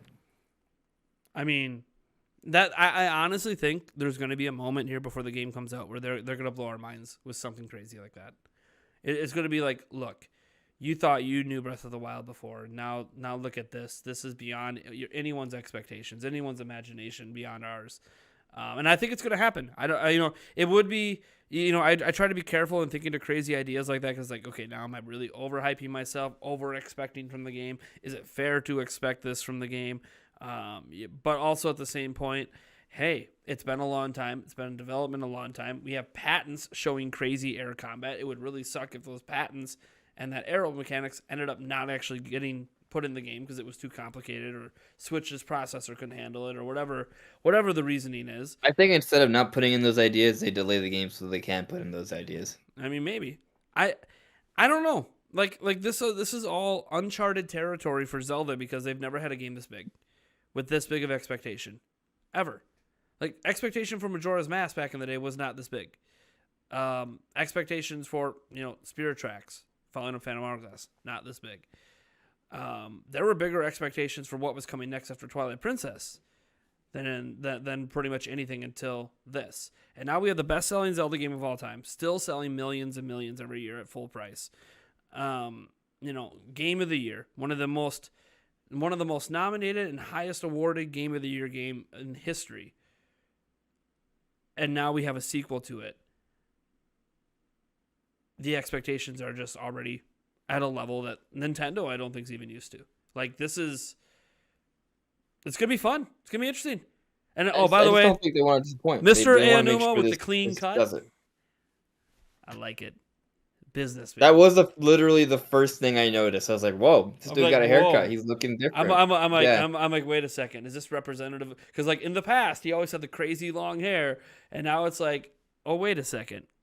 Is this like a sign for how to approach this game? Clean cut, craziness about to happen. I'm business casual. We're taking this to the next level. You don't even know. You don't even know what's about to happen. No, we really don't, Aonuma. Can you tell? Okay, you can't. Right? Okay, next year. I get it. Let other games get marketing, but also we all know it's coming spring. So now you have no reason to really not give us trailer teases at major events for the rest of the year. We'll see. I don't think they're going to spend all year advertising it, but I could see E3 return at the Game Awards, and then the Spring Direct is really the big hullabaloo. They could have an insane E3. Like, they can do so much, right? Like, they can give us some extended gameplay of Breath of the Wild 2. They could reveal Metroid Prime Remake, but then give us a 5-second snippet of Prime 4 saying 2023, right? And obviously they detail everything else. No, you're making me get hard. This is not okay. Oh, okay. It's Well, not okay. I'm not sure. Yeah, you might want to stop. I'm a little uncomfortable now. Yeah. I didn't know video game talk could make me feel this way. Nintendo, man. Nintendo. Only Nintendo games. Only Nintendo Yeah. games. But I don't think what I said is that. Crazy. No. Yeah. The game is gonna get shown off sooner or later. They did put that banner art for Metroid on Retro's page. I think they are getting ready to show something off. They seem pretty. That banner kind of made a confident, hey, you're gonna see this before they end. Not to mention, to your point, they are gonna have to start talking about 2023 stuff, right? So you give us Prime 4, you give us Breath of the Wild 2, maybe Pikmin 4 comes out next year. Something Mario's coming out next year. For sure. I mean, it's all about, how long do we think the current life cycle is going to last? Because Nintendo tends to just stop making games at some point when the new system is going to come. At least that's what history says. They don't have to do that. Cross-gen compatibility. The other platform holders are handling it just fine, doing cross-gen for a couple of years. Nintendo doesn't have to just cut off support for Switch like they've done with prior platforms, and maybe they won't. Maybe they won't this time. So they'd be like, oh, Pikmin 4 doesn't matter. It could be a cross-gen, or this could be a cross. It might not matter. But Nintendo's history says, we're going to have a year that has almost nothing. You get Paper Mario Color Splash. That's your big game for the second. But that was COVID. That wasn't COVID. That was Wii U's final year. That was the last. I thought you were talking about Origami King. No, not Origami King. No. Oh, Origami King was okay. fine. It was better than Color Splash. Yeah. Origami King was epic. It was way better than Color Splash. Color Splash is different. These are different times, right? Yeah, different so times. I don't. And that was weird too because they also canceled the system before we got to holidays without a system to sell. And then we got the NES Classic that was their fill-in for sale. Yeah. Nintendo knew what they were doing, clearly. They're like, oh, we're not going to sell that. Let's sell something else people might actually want. Oh, and that's classic. Yeah, people are going to want that. Let's sell millions of Also, that. why they came out at March 3rd. They came out early on in the year, Yeah. so they could have that Switch So we'll and see. until it get rolling. Yeah. Um, so I want to get to the next topic here because we got about 30 minutes here before we're done. And this is interesting because obviously Nintendo of America has had sort of an exodus of employees since they closed down their offices in California. So for people that don't know, Nintendo of America has offices. Their main office in Redmond, Washington. Everyone knows about that. It's a public address. You can literally go visit the outside of it if you want. Take your picture at the Nintendo sign. Nintendo actually You could try encourages it. sneaking in. You won't get in. They have pretty good security there. Apparently, also a really nice garden and a whole bunch of other stuff that you're only ever going to see if you get invited to come in. Sometimes you can schedule a tour. They do tours, but very specific times on specific days. But yeah, they also had offices in California, and a lot of their employees at Nintendo America, a lot of the front-facing that we saw their beautiful faces all the time, Treehouse employees, a lot of them actually worked at California because that's just the mecca of technology or whatever people try to talk like it is. Well, Nintendo decided to close those offices, and they were not firing anybody. This is the key thing. They didn't close the offices with the intent to fire anybody. They were going to relocate all the employees to Redmond, Nate, Washington. your footage is not showing on the stream. Hey, my camera died. Well, What's funny is that I see you. Oh, but I do have a different angle. yeah, you're using a different camera. The backup camera. Hold on. Yeah, you know what happened, guys? My camera probably overheated. Remember how I said I need a new camera? This is why. Perhaps he simply has evolved. Perhaps now Nate has transformed into just a mass of darkness, and it's just all-encompassing power. Hence the black screen. Or he just reset his camera and it's fine. All right. Yeah. See, I'm back now. Yeah, it's again, it's an overheating problem. We already know. We know. So one issue that's obviously happened with all those employees going away, or deciding to leave because they didn't want to move, is Kit and Krista from Nintendo Minute. They they left. Obviously, that's why the show ended up being canceled. Obviously, as we found out when they left Nintendo right after the show got canned because they ended it and started a new podcast. And they've been appearing on podcasts and doing interviews. In fact, I might reach out to them eventually to see if they might want to stop on over and have a little conversation about their time at Nintendo. I don't expect them to respond, by the way. I'm not so presumptuous to think that I matter in the world of Kit and Krista. They got their own thing going on with tons of support. But Kit decided to speak out against Nintendo on some things, give some honest thoughts, as he calls them, now that he no longer works there and, has to sort of keep his mouth shut because, of course, you want to protect your job and not speak out against the company. By the way, he doesn't say anything super negative. If you listen to any of the new stuff, most of their experiences at Nintendo are positive, but this has to do with Nintendo Switch Online. And it's kind of funny because obviously if he feels this way, I'm sure a lot of other employees, at least at Nintendo of America, probably also echo these thoughts. Whether or not they voice them, I don't know, but I'm really glad that now that he doesn't work there, he can voice his thoughts on Nintendo Switch Online. And here's what Kit said. This is where I have an issue. I think giving people an indication of what the plan is, and this is in regards to releasing games in the future on the platform, helps. And by the way, technically we got an update right as the podcast was starting on new games coming. So it's kind of funny that we're doing this topic, then Nintendo teases us. But they were doing this while they were there too. So he says, how often am I going to be getting these?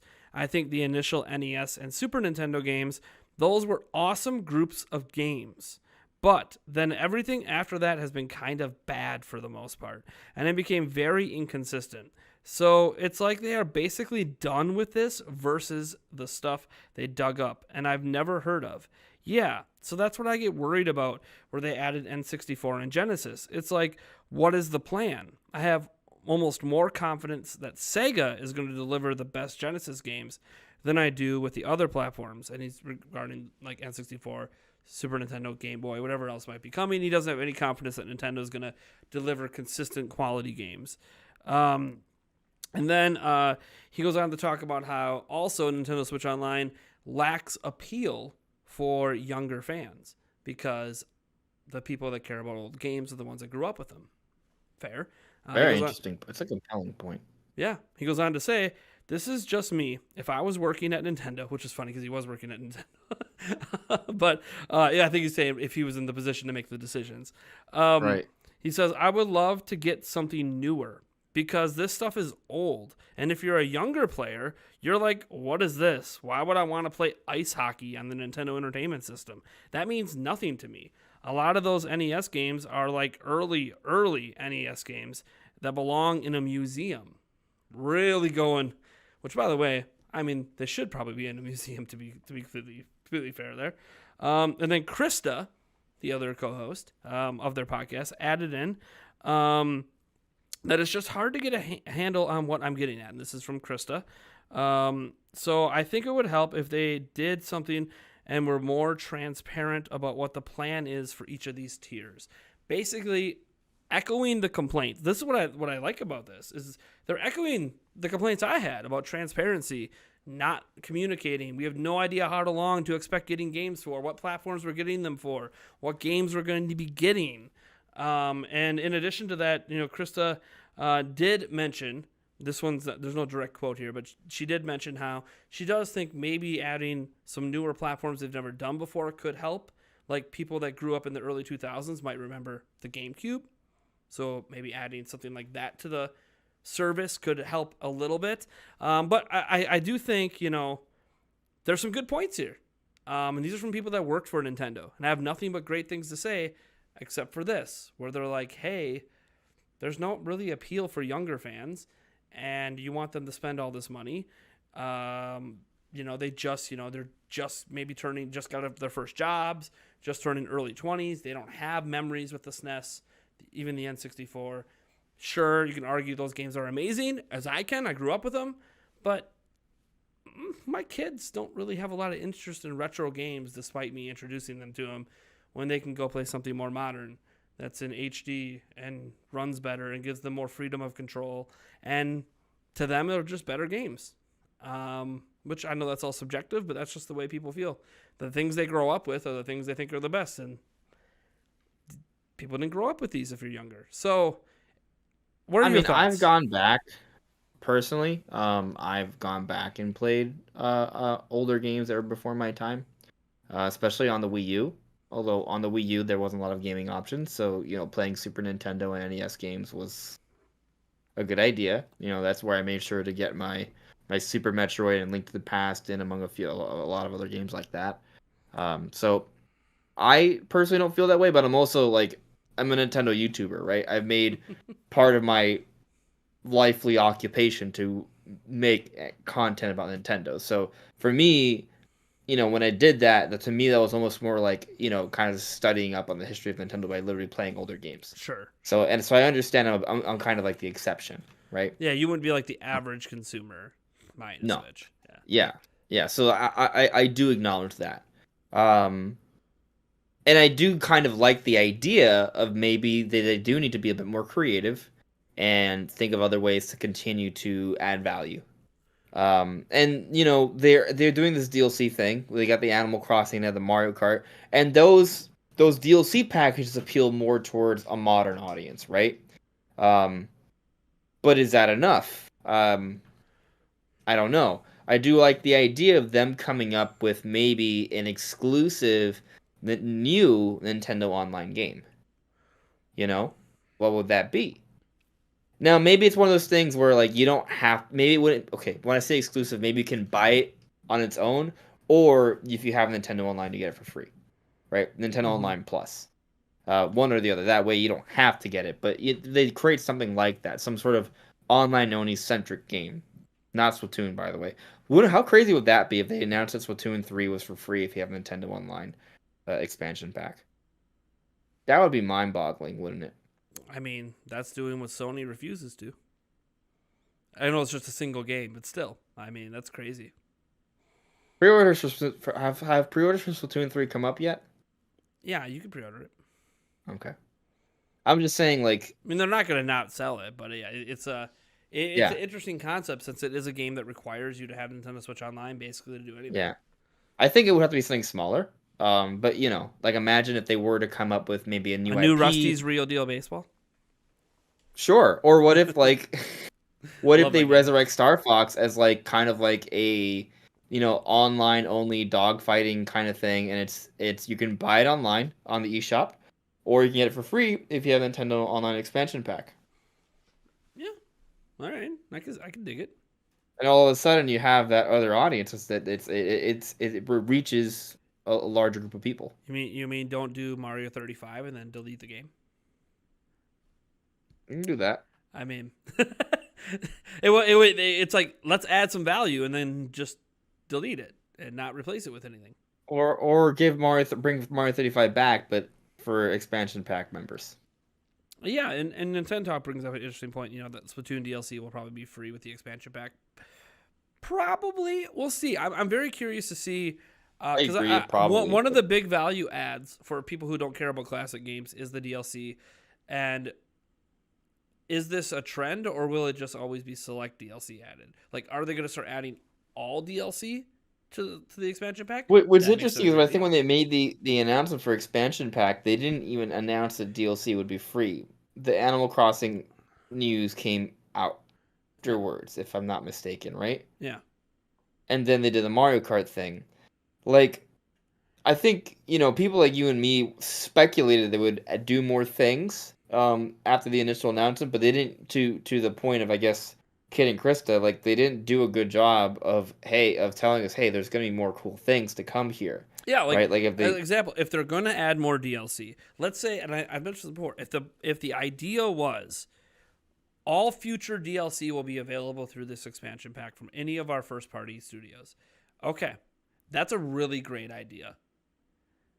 but they're also not doing that either, But right? they're Like not. Well, it's we don't know.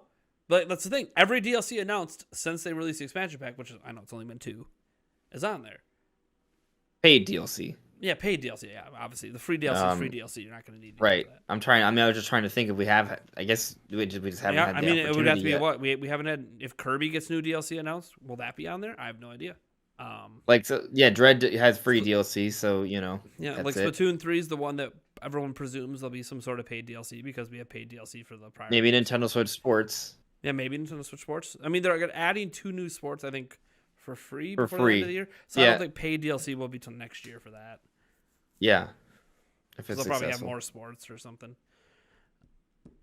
Mhm. So it'll Um be. I mean, Xenoblade Chronicles 3 will obviously have DLC, but that won't be till next year. Like a lot of this is we won't know till next year because most of the games coming this year, their DLC would be next year. So a lot of it's going to be like we don't really know because we're too far away from when the DLC for these games is going to come out. Unless we think Metroid Dread's going to get paid DLC at some point, that could be something I announced this don't. year. I don't think so either. Legends Arceus could Yeah. end up getting paid DLC. That could get announced at some I point this year, also but also also is not don't first because party Scarlet technically. Violet.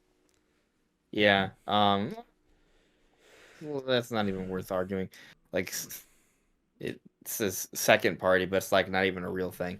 But And Nintendo technically yeah, owns like a huge chunk of the studio that makes it as it's well. first party. And they work It's inside Nintendo's it's published building. by Nintendo. Yeah. It's published by Nintendo. It's first. Like it's like I don't. It's first party. It's just so what? Like there, Sony and Microsoft have studios that develop It things for really them. doesn't matter.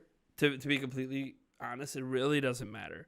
But I always Yeah, clarify: first party's wholly Nintendo owned, and it's not wholly Nintendo owned. That makes it second party. Third party is Nintendo doesn't own anything. Second party's partial yeah. ownership. So Yeah, it's kind of but then like again, sometimes that gets a little messy because, like, sometimes Nintendo helps to publish third-party stuff on Switch too, right? yes, but when they do that, as I'll give an example here, Bayonetta 3, Nintendo's publishing that game. They paid for the game to be made. It kind of makes that game a second party game made by a third party studio because they don't actually own the IP. Sega owns the IP. Yeah, So it's it's a just really like I think the lines are a lot clearer than people make it your out to camera be. overheated by the Yeah, way. it's not going to cool down until the stream is over. So the show Yeah, goes I on. mean, The show goes we got on. like what 15 minutes left anyway. Yeah, the show goes on. So, um, like I just find it fascinating because these are obviously 2 beloved former Nintendo employees in front of people every single week on Nintendo Minute, now doing their own podcasts, and they're kind of like, hey, when when we were at Nintendo, we didn't like that they weren't transparent. These complaints people have about Switch Online, we kind of agree. They're not really doing enough for people that don't like classic games. And like the people that do like classic games, they kind of blow their load when they launch it, and then they give you a bunch of games that you don't care about later, and they don't tell you even when you're going to get those games. Example, like even today, the March games, right? Note, March game. No N64 game in this. There is Earthworm Jim 2 for the Super Nintendo. There is Digged G, Trouble in Paradise by Bandai Namco for the NES. And there is Mappy Land, also for the NES. And that's what we're getting this month. And again, nothing wrong with adding these games. And I happen to actually like Earthworm Jim 2. But those are the base Nintendo Online Yeah. updates, right? Those are not expansion packs. So I mean, it yeah, I says don't think they March were game gonna. updates. Yeah, but I don't I guess that's think March. I guess maybe they dropped these what today. I'm trying to These say is might have been I dropped think today. So that was always April, going to be yeah, separate from expansion pack announcements. yeah. April could still have obviously games because this was today. So I think Like they just but shadow dropped. what I'm trying to get at is that they've just shadow dropped the N64 announcements, but no, not shadow drop, but they just kind of they just announced it. Hey, we're coming out with this in a few weeks. Enjoy, right? So I don't know. I'll wait till Nate comes back. But what was the last N64 game that came out? Because Banjo-Kazooie, no, F-Zero X just came out. Dig Dug. F-Zero X came out like 2. F-Zero X just came out like what, like 2 weeks ago? Has it been a little bit more than that already? I don't remember. Yeah, and as I said, these, to be fair, this does sound a little bit better because it was a shadow drop today. So this isn't like announcing games for April. But still, it was also shadow drop today. We didn't know we were getting these. It's cool. I don't know. I'd find it fascinating the Nintendo employees are speaking out, and obviously I agree with them because they just pretty much echoed every criticism I've had of this online service. No transparency, no consistency. And I didn't even think about the angle, hey, if you don't like classic games, why the hell are you paying for this service? Yeah. But you know, I do want to say that I think Nintendo has actually been doing a better job with the expansion pack because they have been coming out with good N64 games with some consistency. There's a hope that maybe GoldenEye is part of that lineup in the future. We'll see. That's unconfirmed. Let me ask you But something. they are also patching the emulation, right? The Sure. emulation has been getting better. Sure. So and then they recently did announce the Mario Kart DLC as free. Like these are all things that make the package better. Sure. Like they are making steps here, and we're only we're in March and we've gone all Sure. these things already. That's pretty good. How long, when they dropped the NES and SNES, did they consistently release games every month? Because we've been down this road. I don't before. know. That's the thing. Totally frank with you, I didn't care too much about them. Yeah, it was about 9 months that they consistently after launch dropped, and we're still within that 9-month window. Like the reason I don't give Nintendo credit for the game drops is because they did this before. They just launched a new system on there. Of course, they're going to have a game a month, and a game a month is already less than what we used to get. We used to get 3-4 games a month. Now it's just one. Now, granted, Sure. we did just get a shadow drop of 3 games now, and Genesis games are just being randomly dropped, just completely random. There's no consistency when Genesis games come. However, when the Genesis games come, they drop like 10 of them at once. Now, I don't know if Nintendo's even handling that. Sega could be the one dealing with their own games on the Switch. I have no clue because I don't. I have not partaken in the Genesis games yet on Switch. Have you? Have you played them yet on Switch? Yeah, I've played a few of them. Do they have Echo the online play Dolphin. with them? Like the N64 ones do? They do. I think most of them are 2-player, but yeah, that's the way Genesis was back then. It was all 2-player. Yeah. Okay. Yeah. So they got I haven't online. done it, Okay. but it has it. Okay. Yeah. Yeah. Because that wasn't a feature back in the day, so I wanted to know if they were getting the same treatment, obviously, as Nintendo's games, and they are. So that's good. It's good they're doing that. So yeah, I'm not saying the service isn't better than it used to be. It has N64 and Genesis games now. That already makes it better, even though it's an expansion pack. They have now a second pack of DLC in there, not just Animal Crossing. Technically, that makes it better. That makes it more valuable. Yeah, It's ongoing DLC too, right? it's not ongoing until 2023. Yeah. Yeah. which means they could argue they're trying to lock you in for 2 years. And if all you cared about was the Mario Kart DLC, they actually dinged you for more than the cost of the Mario Kart DLC on its own. But that's neither here nor there, because if you have Mario Kart, you're probably going to play online anyways, right? Yeah. But then again, it's like $80 a year for a single, and then that's 100. Like you could just buy the DLC. You don't get it just to have to get the Mario Kart DLC. Yeah, and yeah. play Well, online. you wouldn't get the expansion pass for it, but you could see where someone might go, "Hey, I need to have online anyways. Why not get the expansion pass? It gives me like people aren't always as smart as we want them to be, and they'll buy the DLC now because they'll get the expansion pass now because they get it for the next year, not realizing that at the end of that year, if they don't renew, they lose access to that DLC. Like it's like a realization that hits them. And I know this because I've seen a lot of people complain about this when Nintendo's been transparent about that part, by the way. Very transparent. It's part of the paid expansion pass. If you don't pay for it anymore, you obviously don't have access. It's like common sense. But, I don't think that realization is going to hit some younger people who make rash decisions, which anyone can make rash decisions. I've made rash decisions. I spent 10 grand on a studio when I don't even have 100,000 subscribers.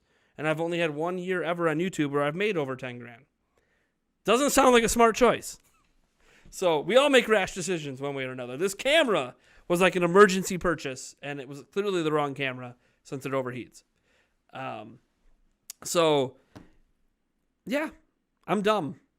And I think if I'm dumb, then a lot of people can be dumb. Maybe wasting a lot of money right now. But we'll see. I think random thing I just want to say is Yeah. just a thought that's No, crossed my mind. You go. I'm going to Kinda shut goes up for the beyond next games. next 8 minutes. It's all you, buddy. Oh, it's too much pressure. I was just gonna say that again, this is like not even like a gaming thing. I believe that most people, no, pretty much everyone, is not as smart as you might think they are. But on the flip side, no one is really as dumb as you think they are, right? I think everyone's actually a lot closer than we realize.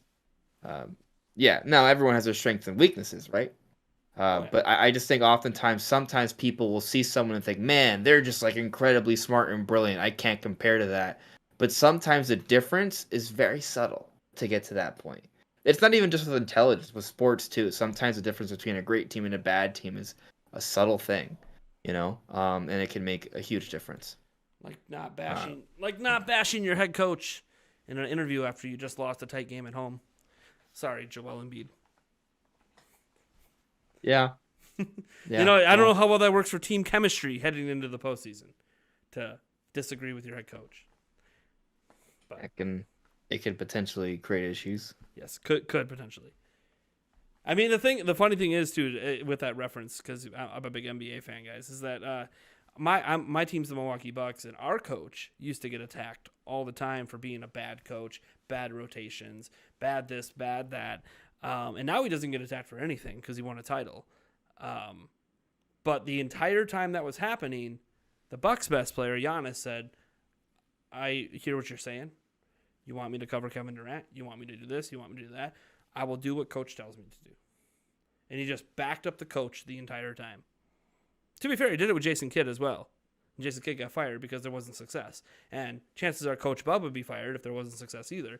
So it's not like this would preclude Doc Rivers from getting fired. However, your best chance at success is buy in to what the coach is selling, and the coach will get himself fired if he needs to be fired. So I kind of think they're pissing away their playoff chances this year, which for Philly fans, I feel you. The process feels like it's still ongoing. I don't know. I mean, there's ups and downs, right? Like Ups the and Heat downs. were first, and I went on a 4-game losing streak. Like Yeah. ups and downs. We'll see. Miami had a stranglehold, and then they lost a bunch, and who knows? By the way, I think Miami's still gonna be fine. I think Miami will be okay if they can avoid the Nets. And we have no idea where the Nets are finishing. I think nobody wants to play the Nets round one. I'm okay with it.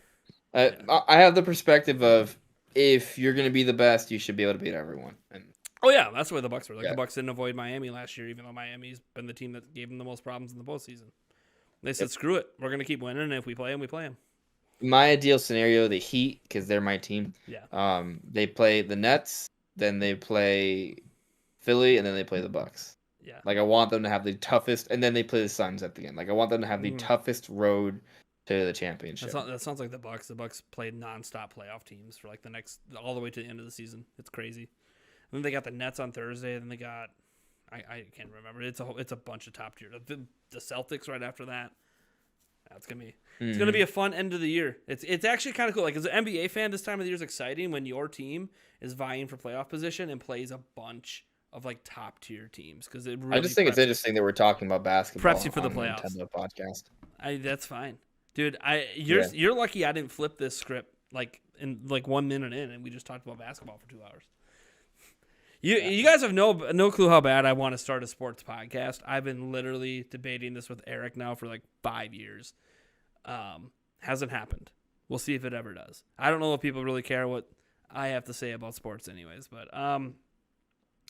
well, I do want to. I just at one want to get point some people final didn't care thoughts. about what you said about video games. So Yeah, the difference is I built up a reputation since I was 12 at fan sites that kind of gave me a kickstart on an audience. So I've been doing it a lot longer, whereas I have not existed at all in the sports area to garner a following for sports. So it's kind of like, do I have enough people who listen to this that would want to listen to that to justify doing it? Probably not. And can I build a new audience in a field that I'm not experienced in? I have no idea. I did it here, but I've been doing this since I was 12 and I'm now 35. Is it going to take me 20 years to build that audience? It's kind of like I don't know. It'd be something I mostly do for fun. It would not be as dedicated as this is because obviously there's actual stakes and money and my family involved with this, whereas not with that. That being said, I think that's a pretty good wrap. I know you said you got 4 Zelda videos coming out or ideas for videos. There could be more. It's I mean, we've touched on them, right? We touched on them. Like, I'm probably gonna talk about what could be Nintendo's Zelda game for this year, if there even will be one.